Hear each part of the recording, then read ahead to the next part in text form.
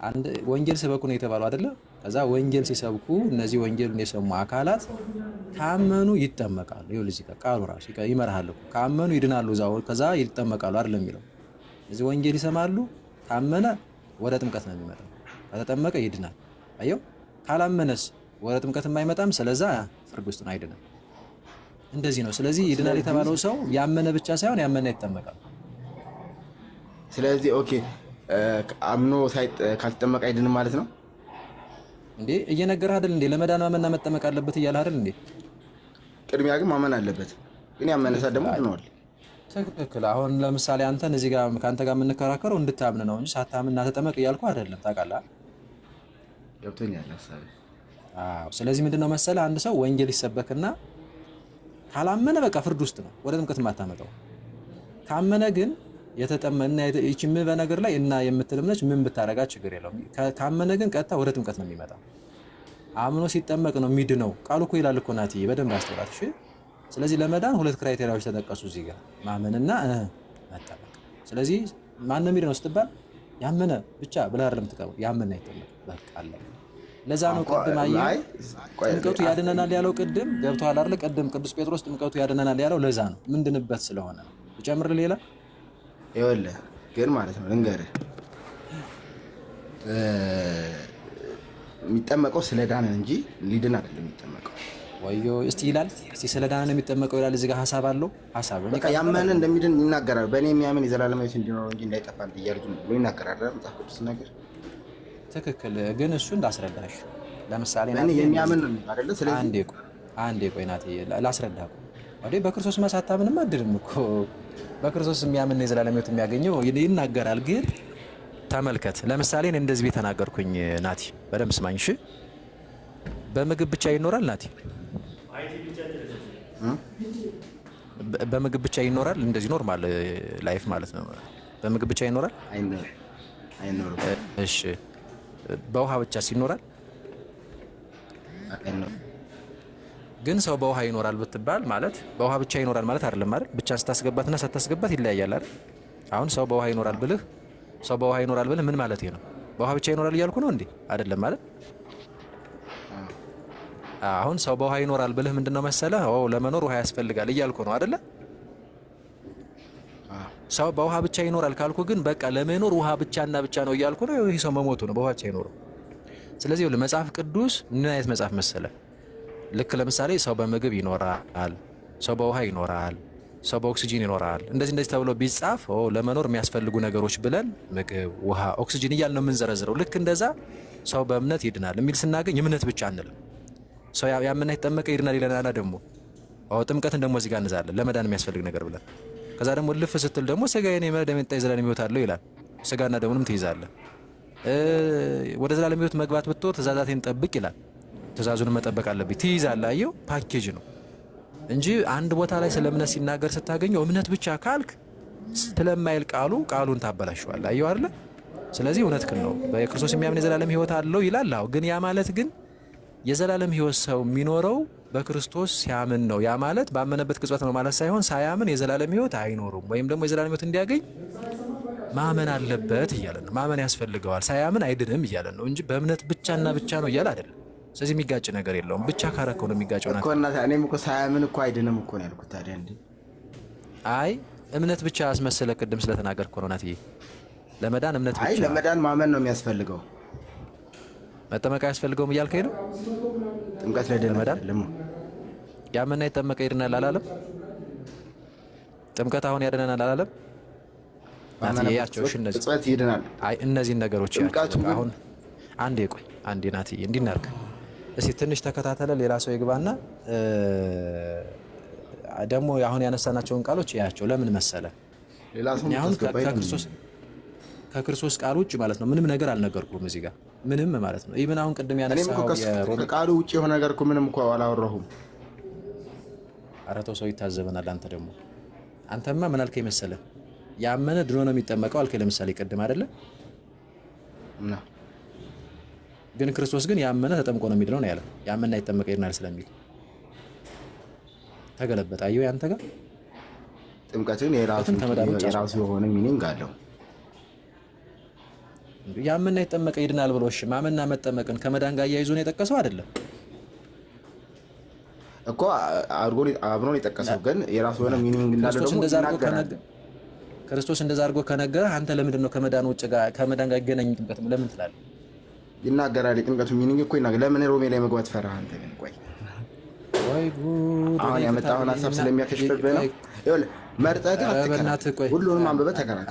አንዴ ቆይ። አይ ደግሞ ለክርክር አትጠቀመው፣ ለህይወት ተጠቀመው። መጽሐፍ ወንድሜ እባክህን ቆይ። አይ ቆይ እዚህ እንኳን እላፊ ነገሮች ይቅርታ አድርግልኝና ምንም የምታውቀው ነገር የለም። ግን ያንተን አለማወቅ ወደ እኔ ያመጣኸው እንደፈራሁ ምናምን ምን ያስፈራል ብለህ ነው ወንድም አለም። አሁን እንደዚህ አይነት ነገሮች መጃጃሎች ውስጥ አትግባ። ልብህን ለቃሉ ክፈት። እሺ ወንድም አለም። እኔ ሮሜ 6 ላይ አንተን የሚደግፍ መስሎ ነው አይደል? ና ላሳይህ።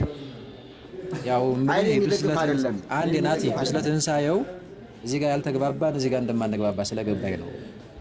አንድ ጥያቄ ቅድም ጠይቄ ነበር። አንድ ሰው ከክርስቶስ ጋር አንድ ያልሆነ ሰው እና ከክርስቶስ ጋር አንድ የሆነ ሰው ውሰድልኝ። እሺ ከሞቱም ጋር አንድ የሆነ ከክርስቶስም ጋር አንድ የሆነ ሰው አንድ ውሰድልኝ። እንደገና ደግሞ ምሳሌው ላንተ ተጠቀመው። እኔ ምሳሌን ተወው፣ ቀጥታ ወደ ቃሉ እንሂድ። ቃሉ ላይ ነው ማውራህ። ምን ሆነ ነው እባክህ እኮ ምሳሌውን ተወው። አንድ ሰው ምናምን እያልክ ቀሲስ ጥሩ አደረጉ። እውነት በጣም አንዳንዴ በጣም የሆነ ነገር ሲገባቸው እንደዚህ አይነት ሰው ዝም ብሎ ጊዜ የሚያባክኑ ናቸው። በእውነት ጥሩ አደረጉ። እስቲ ለሰሚዎቹ መጠንቀቅ አለባቸው። እውነት ለመናገር ልትገቡ ሰዎች ከስር ላሉት ለሚሰሙ 300 299 ሰዎች መጠንቀቅ አለባቸው። እየተወራ ያለው ስለ ህይወት ነው እና ማንም ጊዜ ተርፎት አይደለም እዚህ ጋር ቁጭ ያለው። በስነ ስርዓት ተወያዩ ፕሊዝ። እሺ ቀሲስ እንዴት አይነት ነገር ነው? ሮሜ 6 እኮ በጣም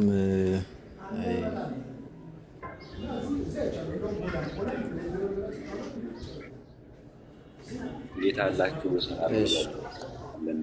ሰላም በለን። እንዴት አለህ? እንደናችን ዋ እንዴት አላችሁ? ሁላችሁም ሰላም ብያለሁ። መምህር እውነት እግዚአብሔር ይመስገን። ሁላችሁም ሰላም ብያለሁ። ጤናዬ ነው። ገብተሃል? ቆይ እሺ ማን ጋር ነው ሚት ያልተደረገው? አቡሽ ይሰማል? አቡሽ እሺ አይ ፕሮቴስታንት የሆነ ሰው አንድ ቁጥር ይጻፍልኝ። ማን ነበር አንድ ቁጥር እየጻፈ ያለው? ወንድማችን እንኳን ደህና መጣ። ሌሎቻችሁም ዛማኑኤል ሰላም አላልንህም። እንዴት አለ? እንኳን ደህና መጣ። ሚቹ ነው የሚለው። አሜን አሜን። መስገን ወንድሜ ክርስቶፎሮስ በስመ አብ ወወልድ ወመንፈስ ቅዱስ አሐዱ አምላክ አሜን። በጣም አመሰግናለሁ ጋዜጤን ተቀብላችሁ ስላስገባችሁኝ። ያነሳችሁት ያለው ሀሳብ በጣም የሚያንጽ ነው እና ብዙ ሰዎች በዚህ ፕላትፎርም እየተጠቀሙ ነው ያሉት። እንግዲህ መድኃኒዓለም አይነ ልቦናቸውን አብርቶላቸው ወደ ፍጹም ክርስቶስ ወደ ቤተክርስቲያን ስርዓት እንዲጨምሩ የክርስቶስ ፈቃድ ይሁን። ወንድሞቼ ቀሲስ ይፍቱኝ፣ ባርኩኝ። ይቅርታ እንግዲህ ቶሎ ወደ ሀሳብ የገባው። አሜን አሜን። እግዚአብሔር ይባርክ። አሜን አሜን አሜን። እሺ እንቀጥል። 30 ሰከንድ ብቻ ልትመልሱልኝ የምትችሉት አጭር ጥያቄ አለች። በጣም አጭር ጥያቄ።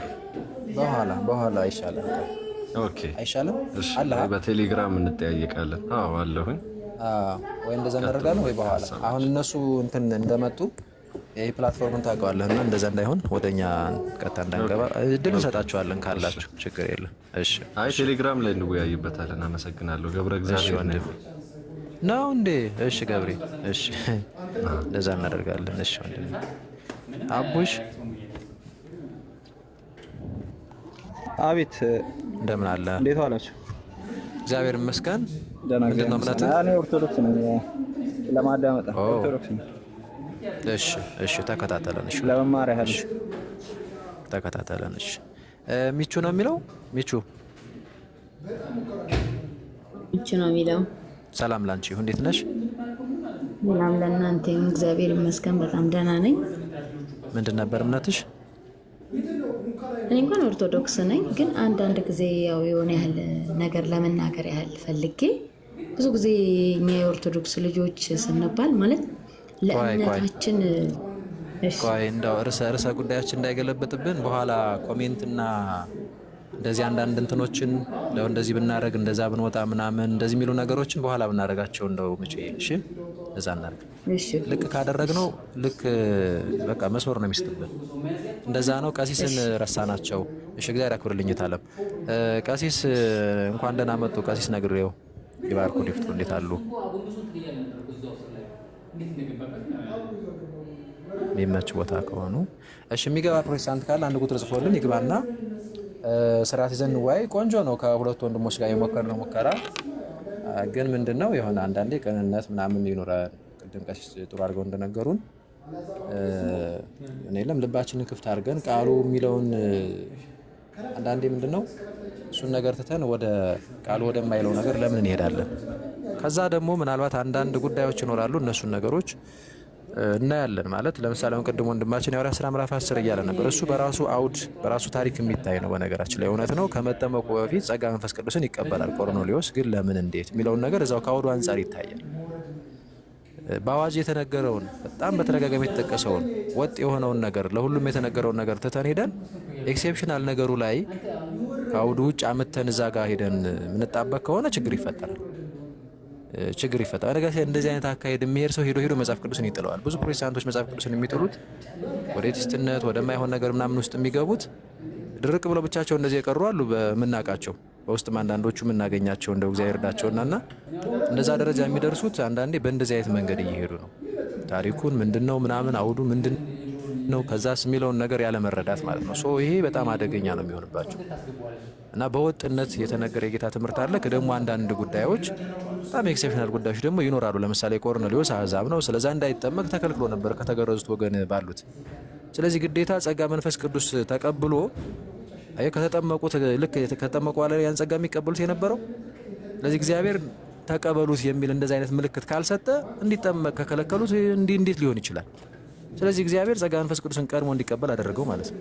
ከዛ በኋላ ግን ወዲያውን ደግሞ ተጠመቅ ተብሏል። አስፈላጊ ግዴታ ስለሆነ አሁን ይሄንን ይዘን ግን በቃ ሁሉም ላይ በቃ እሱን ማድረግ ያለብን ምናምን በቃ መጀመሪያ ሰው ማመን አለበት ከዛ ድኖ ምናምን እያልን ግን አንገነባ። ምክንያቱም የእሱ ታሪክ ሌላ ነው። ተከልክሎ ነበር እንዳይጠመቅ፣ ህብረት እንዳይኖር ተከልክሎ ነበር። ራሱ ቅዱስ ጴጥሮስ እንኳን ሄዶ እንትን የሚለው ነገር አለ። አሁን ቅድም ወንድማችን ቅር አለው ይመስለኛል። ግን ይሄ ታሪክ ስላለ ያንን ያዝ አድርገን እዚህ ጋር ጨርሶ መሄድ ይቻላል። በጣም ብዙ ያልጠቀስንላቸው ጥቅሶች አሉ። ለምሳሌ አሁን ላይ ጥምቀት ነው እያነሳን ያለነው። ቀስ ብለን ደግሞ ቆይታችን አይተን ወደ ስጋና ደግሞ እያልን ወደ ስራ እያልን ሌሎች ነገሮችን የምናነሳለን። ባይዙ ከቻላችሁ ወደ ምስጢረ ሥላሴ የምንመጣለን። ነገር ክርስቶስንም እናነሳለን። ግን በሂደት አንዱን ትንሽ እናደማና ደግሞ ሸርተት እንላለን እንደ ቆይታችን። እሺ አሁን ከገባችሁት ምናልባት ፕሮቴስታንቶች አላችሁ እንግዲህ የኛ ልጆች አስተያየትም ሌላም ነገር ምናምን እንደዚህ ጥያቄ ምናምን ሊኖራችሁ ይችላል። ቤቱ የንጽጽር ስለሆነ ትንሽ ትታገሱናላችሁ። እንደ አንዳንድ ኮሜንቶችንም ሌሎች ወንድሞች የታይቻ ቃለው ለእኛ እንትን አስጡም አይነት ነገር ነው። ኧረ እውነት በጣም ነው እንደውም የምንሞክረውና እኛን ቤት ውስጥ አይደላችሁ እንዴ? በውስጥ ሳይቀር እኮ እኔ በተቻለኝ አቅም ለማግኘት እሞክራለሁ ወንድሞች እህቶች ማለት ነው እንደው ለመመለስ ቤተክርስቲያን በመለምና እንደዚህ አይነት እንትን ውስጥ አትሉ። ሁሉም በስርዓት ሄድ። እሺ ቅድሚያ ላልዳኑት እናርግና መሀል ላይ ደግሞ እናስገባቸዋለን። ቅር እንዳይላቸው አስተያየት ምንም መተንፈስ ሁሉም ይፈልጋል። ደግሞ ግን እሱም ደግሞ ከባድ ነው። እሺ ማን ነው? ኒው ዋን ጤና ይስጥልኝ። ሰላም ነው? እግዚአብሔር ይመስገን። ከየት ቤተ እምነት? ቃለ ሕይወት። እሺ ጓ ታናግረው ይሆን አለ? እሺ መምህራኑ አባቶች እንትን ቢሉ ይሻላል ብዬ ነው። እና እኔው ቃለ ሕይወት ቅድም ሰምተን ነበር እንዴ ስንዋይ? አሁን ነው የገባው። እሺ እንደዚህ አይነት ጥያቄ አንስቼ ማርቆስ 16 ጠቅሼ ምናምን እንደዛ አንስቼ ነበር ለወንድማችን። 16 ላይ ያለውን ያመነ የተጠመቀ ይድናል፣ ያላመነ ግን ይፈረድበታል የሚለውን የጌታን ቃል አንስቼ ነበረና በዚህ ክፍል መሰረት ማን ነው የሚድነው ወንድሜ? ያ ሁለቱም አስፈላጊ እንደሆነ ያምናል ጎበዝ። ስለዚህ ማመንም መጠመቅም ለመዳን አስፈላጊ ነው ብለህ ታምናለህ? ምክንያቱም ያመነ የተጠመቀ ነው የሚድነው ስላለ አይደለ? ግን አንድ ጥያቄ እሱ ላይ ያለ ማለት ነው፣ ግልጽ ያልሆነልኝ ነገር ይሄ ከኢየሱስ ጎን የተሰቀለው ብዙ ጊዜ የሚነሳው ምሳሌ እሱ ነው እና ድኗል አይደል? ፋይናሊ በመስቀል ላይ ሆኖ ድኗል። እና ለእሱ ደግሞ ያለው ኤክስፕላኔሽን ምንድን ነው?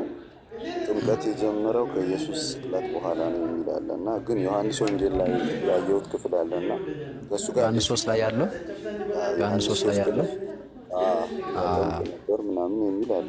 እንዴት ያስኬደዋል? ጥሩ እሺ። አይ በጣም መልካም እንትን የጠየቀው ባይዞ ከመምህራን መካከል የሚመቸው ማን አለ? መምህር ጳውሎስ፣ መምህር እውነት፣ ቀሲስ ይችን የምታወራሩት ደስ ይለኛል። ዮሐንስ 3 ላይ ሰው ዳግመኛ ከዋና ከመንፈስ ካልተወለደ በቀር ወደ እግዚአብሔር መንግስት አይገባም የሚለው እዚህ ጋርም ጥምቀት ነው። በጣም ጥሩ ነው። ባይዞ ይህንን ራሱ እንደዚህ ማመን ወንድማችን ደስ የሚል ነው። ያመነ የተጠመቀ ይድናል፣ ማመን መጠመቅም ለመዳን ነው ብዬ አምናለሁ። ግን ቀድሞ እዚህ ጋር ትምህርቱ አለ አይደለ የሚል ነው የጠየቀውና አይ ቲንክ እዚህ ጋር ጥር ባለ መንገድ ትንሽ ነገር ብትሉት ደስ ይለኛል። የሚመቻቸው መምህራን ካላችሁ እነ ቀሲስ መምህራን ለማን እድል ስጥ? የሚመቸው መምህር ጳውሎስ አሉ እንዴ? መጋቢ ናቸው ቀድሞ የመጡና ለሳቸው ስጧቸው። ድምጽ ያሰቡ መምህር ጳውሎስ ችግር የለም። እኔ ስራ ላይ ስለሆንኩኝ እኔም ትንሽ ስራ ነው ጥቂት ባይጨመጣለሁ።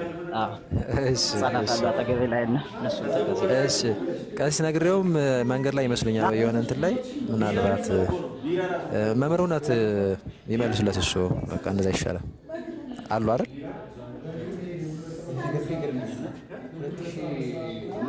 እሺ አይ በቃ ማስቸገር እንዳይሆን እኔ ልቀጥል። እኔ ዋልዳ አይደል ወንድሜ? ይሰማሃል? እሺ ምንድነው መሰለህ እንግዲህ ጌታችን መድኃኒታችን ኢየሱስ ክርስቶስ ትምህርት አስተማረ ማለት በዛው ተግባሩንም እዛው ላይ እሱ አደረገው ወይም ሐዋርያት አደረጉት ማለት አይደለም። ሰው ትምህርት ቀድሞ አስተምሯል። ሰው ያንን ያስተማረውን ትምህርት ቅዱስ ዮሐንስ ወንጌል ምዕራፍ 3 ላይ ለኒቆዲሞስ ያስተማረውን ትምህርት ያስቀመጠበት ነው። ሰው ሳይጠመቅ ወደ እግዚአብሔር መንግስት እንደማይገባ ከዋና ከመንፈስ ሲል በአብ በወልድ በመንፈስ ቅዱስም በውሃ መጠመቅን ነው ደቀ መዛሙርቱ ሞት ያደረጉት እንደዛ ነው። ስለዚህ እዚህ የማይጋጨው እንዴት ነው መሰለ ትምህርቱን በሌላም አሁን ለምሳሌ ስጋና ደሙ ላይ ብትመጣ በሌሎችም እንትኖች ስትመጣ አንዳንዴ በተግባር የሚፈጸሙ ነገሮች ራሱ እንኳን ቢኖሩ ቀድሞ ሊያስተምር ግን ይችላል። ያስተማረው ትምህርት ቀድሞ የሆነ ምዕራፍ ላይ ልታገኘው ትችላለህ። ትምህርቱን ልክ አስተማረው ማለት በዛን ቅጽበት በዛን ዕለት ተፈጸመ ማለት አይደለም። እና ዮሐንስ ወንጌል ምዕራፍ 3 ላይ ቀድሞ ያስተማረው ትምህርት ነው የተቀመጠው። ግን የጥምቀቱ ጉዳይ አሁን አንተ ቀደም እንዳነሳኸው ከሞቱና ከትንሳኤው ጋር የተያያዘ ጉዳይ ነው። ስጋውን ቆርሶ ደሙን አፍሶ ከጎኑ ውሃ ፈሷል። ባይዚ ያ ውሃ የሚነግረን ጥምቀቱ የምንወለድበትን ጥምቀት ነው። ዝም ተራ የሆነ ውሃ ላይ አይደለም ሄደን ዝም ብለን ተነክረን በቃ ዳን የምንለው ማለት ነው። ራሱን የቻለ እንትን አለው። ጸሎት ይደረጋል፣ ቃሉ ይነበባል። አንዴ ሀሳብን ለማቋረጥ አይደለም። ቅድም ዮሐንስ 3 ስትለኝ 22 ልል ነበረ ሀሳቤ እና 3:22 3:22 ምን የሚለው በእኔ የሚያምን የሚለው አይደለም። ከዚህ በኋላ ኢየሱስና ደቀ መዛሙርቱ ወደ ይሁዳ አገር ሄዱ፣ ከዚያም ከእነርሱ ጋር ጥቂት ተቀመጠ፣ አጠመቀም ይላል ኢየሱስ። እሺ ለማያያዝ ነበረ። ሶሪ። አይ በቃ እንደዛ ከሆነ በጣም ጥሩ አስታወስከኝ። አሁን እሱ ከሆነ ሀሳብህ በነገርህ ላይ ይህንን ክፍል ለጊዜው ቆይ ጥቅሱና አላስታወስኩትኝም እንጂ እንደዚህ የተባለው እሱ ክርስቶስ ራሱ አጥምቆ ምናምን እንደዛ አይደለም። ያጠመቁ ደቀ መዛሙርቶች ናቸው። ባይዚ በጣም ጥሩ ሀሳብ ነው ያመጣኸው ምናምን። ለምን አጠመቁ ከተባለ ያጠመቁት ዝም ብሎ የንስሐ ጥምቀት እንዲለማመዱ ነው። ልክ እንትና ዮሐንስ መጥምቅ ያጠመቀው ጥምቀት የለም። አሁን የሱ ለምሳሌ በአብ በወልድ በመንፈስ ቅዱስ ስም የሆነ የክርስቶስ የምታደርግ ወይም የእግዚአብሔር የምታደርግ ጥምቀት አይደለችም። ወይም ከኃጢአት መታጠብ የምታሰጥ ምናምን ጊዜያዊ ኃጢአት ሳይ ታሰጣለች፣ ኖርማሊ ንስሐን በተመለከተ ማለት ነው። ግን የክርስቶስ ግን የምታደርግ የእግዚአብሔር ልጅነት የምታሰጥ ግን አልነበረችም። ልክ እንደዛ ማለት ነው። ልክ እንደዛ አድርገዋል እና ያ ኖርማሊ ማስረጃ አለ ለሱ አለ ለጊዜው ጥቅስ አሰፉት ይላል። አይ ቲንክ ስንት ነበረ የምታስታውሱ ካላችሁ ታግዙ ትችላላችሁ። ደቀ መዛሙርቱ አጥምቀው ስለነበረ ነው እንጂ ጌታ ራሱ አጠመቀ የሚል አይደለም። እና እነሱ በሱ ስልጣን በሱ ትእዛዝ ስለሆነ ያጠመቁት ከዛ አንፃር ነው። ለማንኛውም ይሄንን በዛን ያዘውና ጥቅሱን ስናወጣው እንነግርሃለን። ምን መሰለህ አጠቃላይ አሁን መያዝ ያለብን እሺ፣ እዚህ ጋር ትንሽ ልበልህና ጥቅሱ ችግር የለም ወይም የሆነ ሀሳቡን ምናምን እነግራለን እንትን ብለን በቃ ያመና የተጠመቀ ይድናል። ፕላስ ደግሞ አንዱ መዳን ከኃጢአት መታጠብ ነው ብለህ ታምናለህ አይደል ወንድሜ? ማለት አይደል? እሺ ማለት ቅድም ምን ብለህ ነበር መሰለህ? ማመንም መጠመቅም ለመዳን አስፈላጊ ናቸው አልከኝ አይደል? በዚህ ተስማምተናል። እሺ ከኃጢአት ሰው የሚታጠበው ወይም የኃጢአት ይቅርታን የሚያገኘው የኃጢአት ስርየት የሚያገኘው ልክ ባመነበት ቅጽበት ነው ብለህ ነው የምታምነው ወይስ አምነህ ሲጠመቅ ብለህ ነው የምታምነው? እንደዚህ ልጠይቅህ። ሲያምን የኃጢአት ስርየት ያገኛል ሳይጠመቅ?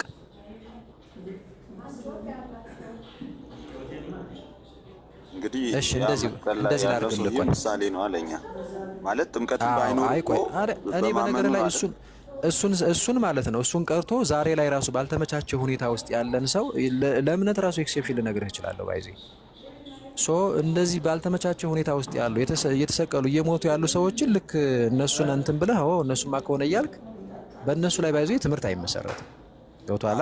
ወንጌሉ ራሱ ልክ ነህ። ግን ደግሞ አሁን እንደሱ ያለበት ሁኔታ ውስጥ መሆን አለብህ አንተ። አሁን አይደለም ከምታስቀምጣቸው ክራይቴሪያዎች እንደ ሰውኛ ራሱ እኮ የሆነ ሰው ክራይቴሪያው ቤዚክ የሆነ ክራይቴሪያ ስላሟላ ነው እንጂ መዳንን የሚያክል የሚያገኘው ላይክ በአጋጣሚ በሚመስል ወይም ይሄ ቢቀርም ተብሎ ሊገባ ይችላል ብዬ አላምንም። እንዲሁ አሴ ሎጂክ ያ ቤዚክ የሆነ ማመኑ ቤዚክ ስለሆነ ነው እንጂ ላይክ ኤክሰፕሽናል ኬስ ተብሎ ይታያል ብዬ አላስብም።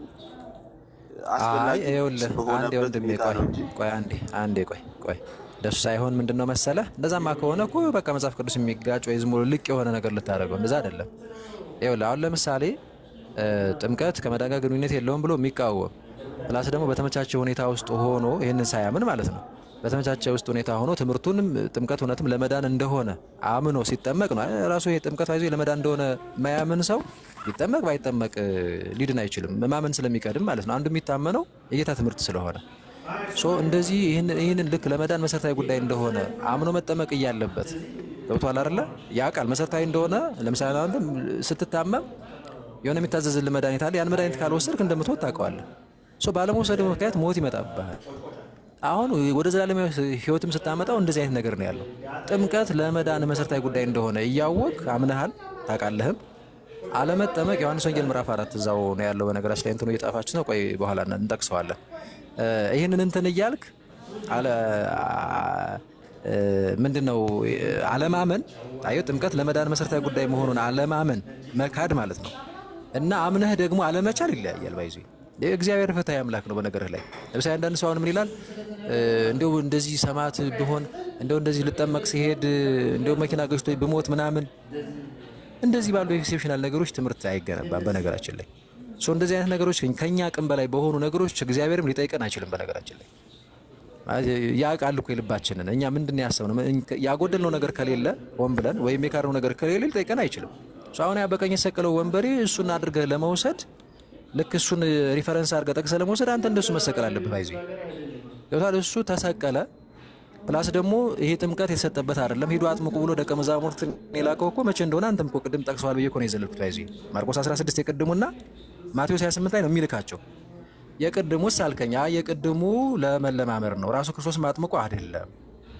ኦኬ እዛው 4 ላይ ከ2 እስከ 3 ባለው ታገኘዋለህ። ይመልሷል እዛው ኢየሱስ ራሱ አላጠመቀም ደቀ መዛሙርቱ አጥምቀው ስለነበረ ነው ይላል።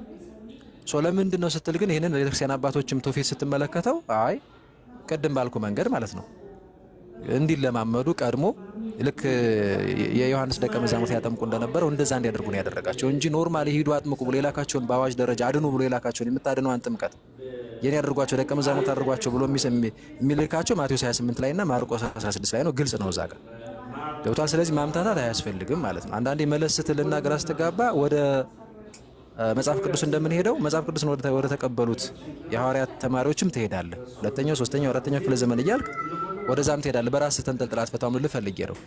ስለዚህ አሁን ወደ አነሳሁት ነገር ልምጣ፣ መሰረታዊ ጉዳይ ስለሆነ ሰው የሚድነው አምኖ ሲጠመቅ ነው አልከኝና ከኃጢአቱ የሚታጠበው ስልህ ባመነ ቅጽበት ነው አልከኝ። ኦኬ፣ ግን መጽሐፍ ቅዱስ ቃል በቃል እንደዛ አይልም። ለምሳሌ እሺ፣ እንደዚህ ልጠይቅህና ጳውሎስ መቼ ነበር የተጠራው ነው ያመነው? እሺ፣ እዛው ቃል በቃል እንዳሳይ ምንድነው ምክንያቱ? ያው 19 አይደለ አይደል? ምን አልከኝ ክርስቶፎርስ? አልሰማሁም። የሐዋርያት 19 በደማስቆ መንገድ ላይ ነው አይደለ የተጠራው? እሺ፣ ያኔ በክርስቶስ አምኖ ነበር። ሄዶ ወደ ደማስቆ ተብሎ ሲላክ ወደ ቤተክርስቲያን ሲላክ ክርስቶስ ሲልከው አምኖ ነበር ክርስቶስ ነው? አላመነም። ጌታ ሆይ ምን ላድርግ ብሎ ጠርቶታል እኮ። እኔ ናዝሬቱ ኢየሱስ ነኝ ተቃውሞታል እንዴ? ኦኬ፣ ታሪኩን አላስታወስከው ይሆን? አይ አስታውሻለሁ። እሺ፣ መጀመሪያ ይኸውልህ እንዲህ ነበር። ፍሎውን ጠብቄ ትንሽ ልበልህ ምናልባት እንዳትል ማለት ልታውቀው ትችላለህ ምናምን፣ ግን እንትን እንዳንል ማለት ከስርም ላሉት የሐዋርያት ሥራ ምዕራፍ 9 ታገኙታላችሁና 22 ላይ ሐዋርያት 9 እና ሐዋርያት ሥራ ምዕራፍ 22 ሶ ምንድነው መሰለ የሆነው ያው እሱ ለይሁዲ እምነቱ ቀንቶ ለእግዚአብሔር ማገለግል መስሎት ክርስቶስን ያሳድር ነበር። ያ ማለት ክርስቲያኖችን በማሳሰር በማስገደል ምናምን ወዘተ ማለት ነው። እና በእንደዚህ አይነት ግብሩ በጣም የታወቀ ነው። ሶ ከሊቀ ካህናቱ ዘንድ አስፈቅዶ ክርስቲያኖችን ሊያሳስር ሊያርድ ምናምን እየሄደ ያለው በዛ ባለው ክርስቶስ የተገለጠለት እና መጀመሪያ ላይ በብርሃን ምንድን የተገለጠው ማንነቱን አላወቀም። ጌታ ሆይ ማንህ ምናምን ይላል በጣም በመደነቅ ከግርማው የተነሳ ምናምን ማለት ነው። እና የሆነ ኃያል የሆነ ነገር እንደተገለጠለት መጀመሪያም ስለገባው ነው ጌታ ሆይ ማንህ ምናምን የሚለው ማለት ነው። ከዛ ግን አንተ የምታሳድደኝ የናዝሬቱ ኢየሱስ እኔ ነኝ ሲለው ደገመና ጌታ ሆይ ምን ላድርግ ነው ያለው። አየው፣ በጣም ኢየሱስ ሲባል ክርስቶስ ሲባል የናዝሬቱ ኢየሱስ ምናምን ከተባለ ጳውሎስ በጣም የማይወድ የነበረ ሰው ነው። ግን አንተ የምታሳደኝ የናዝሬቱ ኢየሱስ ነኝ፣ መውጊያውን ብረት ትቃወም በአንተ ይብስብሃል ሲለው ጌታ ሆይ ምን ላድርግ እጅግ እንደውም በመደነቅና እንትን ይለዋል። እንደውም ክፍሉ ራሱ ከዛ በኋላ ምን ይለዋል? ኮሚኒኬሽኑ ይቀጥላል። በቃ ሂድ የምታደርገውን ይነግሩሃል ብሎ ወደ ቤተክርስቲያን ይልከዋል ማለት ነው፣ ወደ ደማስቆ ዛሃናንያን ያገኛል ምናምን። አሁን እዚህ ክፍል ላይ አላመነም ለማለት ሊቃወመው ይገባል አይደል? ኧረ እኔ በቃ የማልፈልግ የምጠላህ ነኝ ምናምን ብሎ ወይ መታዘዝም የለበትም ሲጀመር ማለት ነው። በክርስቶስ ያላመነ ሰው ክርስቶስን ይታዘዛል። ታዞ ግን ይሄዳል፣ ሐናንያን ያገኛል። ነሳጥሩ ሐናንያን ያገኛል። ሐናንያም የሚለውን ነገር ይለዋል። የአይኑ ቅርፊት ይጸልያል፣ የአይኑ ቅርፊት ይወድቅለታል ምናምን። ኤኒሃው ጳውሎስ አምኗል። እንግዲህ አሁን እስካሁን ባለው አይደል? እንዳውም እንትኖቹ ፈርተውት ነበረ ክርስቲያኖች እዛ ሲሄድ ማለት ነው። የሐዋርያት ሥራ ምዕራፍ 22 የምትመለከት ፈርተውት፣ ለሐናንያ ግን እግዚአብሔር ራሱ ጌታ ገልጦለታል። ጳውሎስ እንግዲህ እንዳመነ እንደተመለሰ ምናምን ማለት ሐሳቡን ወስደው እንደዛ ነው እና አምኖ ራሱ ክርስቶስ እንዳሳመነው እንደተገለጠለት ምናምን እሱ ለሐናንያ ራሱ ጌታ ገልጦለታል። ስለዚህ አሁን ጳውሎስ ማመን አምኗል። ከዛ ግን ወዴት ተላከ እና ማን ያገኘን? ሐናንያን። አሁን ጳውሎስ ጥያቄው የሚመጣው እኒህ ወንድማችን ባመነበት ቅጽበት ነው ከኃጢአቱ የታጠበው ወይስ አምኖ ሲጠመቅ? ነው ጥያቄ። ለምን ነው የተላከው? አሁን እዚህ ጋር ሀሳብ ስጥ። እሺ አይ እሱ ጋር ስሙን እየጠራ አንዱን በል ይላል፣ ተጠመቅ ይላል አይደል? ጎበዝ፣ አይጨርሰው አሪፍ አድርገህ ምናምን በቃ አግኝተዋል ሀሳቡን። አየው የምታደርገውን ይነግረዋል። ሂድ ነበር ያለው አይደል? መጥቶ ምን አድርግ ነው የተባለው? ለምን ትዘገያለህ? ተነሳ፣ ስሙን እየጠራ ተጠመቅ፣ ከኃጢአትም ታጠብ። ስለዚህ ጌታ ራሱ አየው የላከው እኔ ተገልጬልሃለሁ እዚህ ጋር በቃ አምነሃል፣ በቃ ድነሃል፣ ጸድቀሃል፣ ወይ ደግሞ ኃጢአት ታጥባል እንዲለው እንደዛ አይደለም ያለው፣ እንዲጠመቅ ነው የላከው። ስለዚህ በቤተክርስቲያን አባት በሐናንያ ማለት ነው እሱ ይጠመቃል። ስሙን እየጠራ ተጠመቅ። ለምን ነው ስሙን እየጠራ የሚጠመቅ? ከኃጢአትህም ታጠብ። ያ እንግዲህ አምኗል። ሳያምን ተጠመቅ አይባልም። ባይዚ ሲጠመቅ ግን ምን ይሆናል? ከኃጢአቱ ይታጠብ። ስለዚህ ጥምቀት ከኃጢአታችን የምንታጠብበት ነው። በነገርህ ላይ እንዳው እዚህ ጋር አሁን የመጣ ነው ትንሽ እቺ አንዱ መዳን የሚባለው ከኃጢአት መታጠብ መሆኑ ትንሽ ያልገባ ስለመሰለኝ ነው እንጂ ቅድም ያመነ የተጠመቀ ነው የሚድነው። ማመንም መጠመቅም ለመዳን አስፈላጊ ነው ያልከኝ ላይ ነው ባይዘው ሐሳቡ ያለቀው። ምክንያቱም አንዱ መዳን የሚባለው ከኃጢአት መታጠብ ነው እንጂ ሰው ከነ ኃጢአቱ ሆኖ ዱናል አንልም። ያ ሰው ኃጢአተኛ ሰው ነው፣ ያልዳነ ሰው ነው። ከኃጢአቱ ሲታጠብ ግን ዳነ ትላለህ። ተረተኛ ላል። ስለዛ ቅዱስ ጳውሎስ አሁን ምን ተባለ? ማመኑ ብቻውን ከኃጢአቱ እንዲታጠብ ወይ እንዲድን ስለማያደርገው ተነሳና ስሙን እየጠራ ተጠመቅ ከኃጢአትም ታጠብ ተባለ ማለት ነው። እሱ አመነ፣ ተጠመቀ፣ ሲጠመቅ ከኃጢአቱ ታጠብ። ግልጽ ነው ይሄ። እሱ ግን ትንሽ ክርስቶፎሮስ ቅር ያለኝ ነገር ቅድም ዮሐንስ ወንጌል 3:22 ላይ 27 አካባቢ እሷን ክፍል ብናነብ ብዬ አስባለሁ። ለልምምድ ነው ዝም ብሎ ነው የሚባል ነገር አይመስለኝም። ክፍሉን ብናነብ እንደዛ ነው። ለምሳሌ አንብበው፣ ችግር የለም። እሺ እንግዲህ ማቀውን እንደዛ ነው። ሜቢ በኋላ መምህር ጳውሎስ ደግሞ ታረም ካላረመው ይቀጥላሉ እና ነቀስ ሲመቻቸው ማለት ነው። ማቀው እንደዛ ነው። እሺ